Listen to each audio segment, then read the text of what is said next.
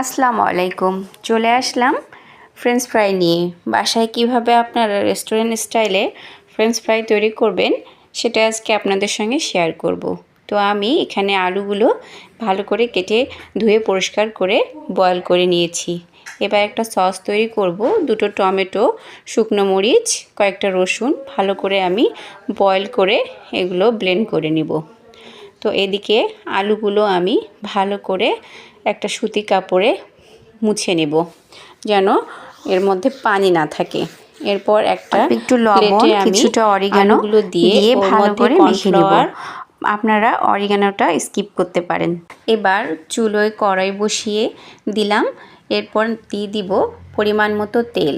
তেলটা গরম হয়ে গেলে আমি অল্প অল্প করে ফ্রেঞ্চ ফ্রাইগুলো দিয়ে দিব। হালকা লাল হয়ে আসলে আমি ফ্রেঞ্চ ফ্রাইগুলো নামিয়ে নিব। এভাবে আমি সবগুলো ফ্রেঞ্চ ফ্রাই হালকা হালকা করে ভেজে উঠিয়ে নেব।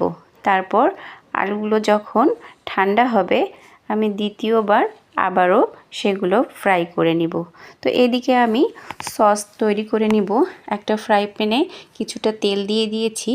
এরপর দিয়ে দিব এর মধ্যে দিয়ে দিব সামান্য পরিমাণ লবণ, 1 চামচ চিনি ও 1 চামচ টমেটো সস, 1 চামচ কাশ্মীরি মরিচের গুঁড়ো।